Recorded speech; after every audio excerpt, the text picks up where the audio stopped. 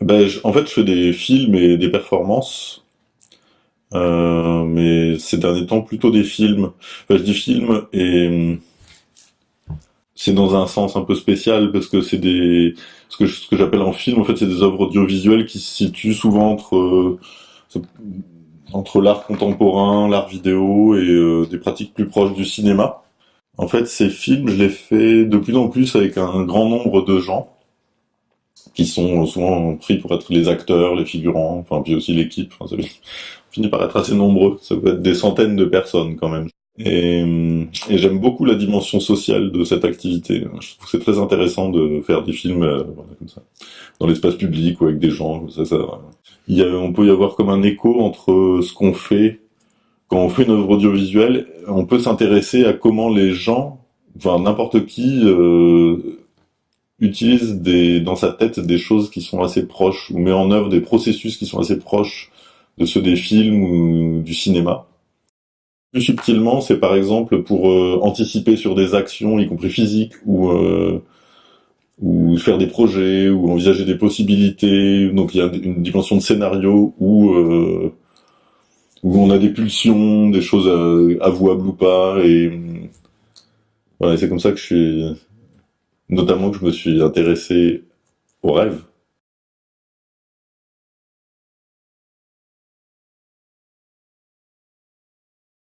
L'idée du forum des rêves la plus nette, c'est que je pouvais organiser une œuvre vidéo qui soit de la fiction, qui soit fait avec des amateurs et qui ne fonctionne pas du tout comme du cinéma.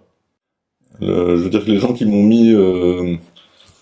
m'ont lancé là-dedans, c'est des gens de Nantes, un collectif qui s'appelle La Valise, et qui avaient invité des artistes, je sais plus quand c'était en 2011, à produire des pilotes, c'est-à-dire inventer des formes audiovisuelles inédites.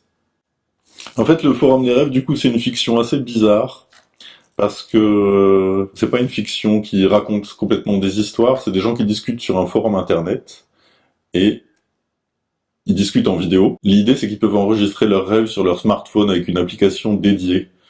Du coup, c'est la grosse idée de base de ce forum, c'est que les gens partagent leurs rêves sur internet.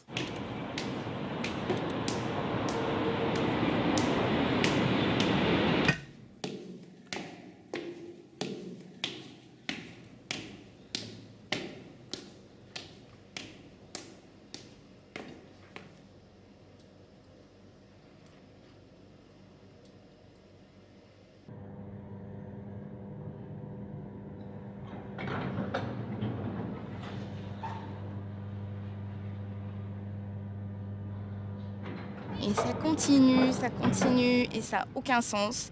C'est juste complètement incohérent, quoi. C'est rien, c'est juste utilise pas assez ton cerveau droit.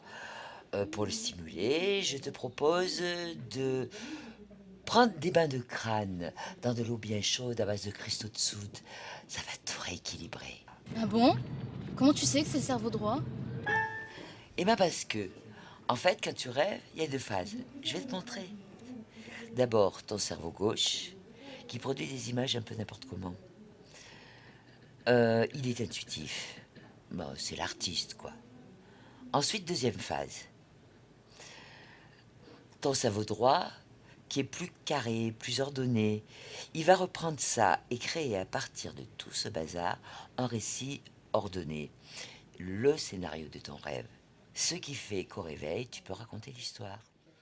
Et donc toi, c'est à ce deuxième niveau, au niveau du cerveau droit, que tu as une déficience.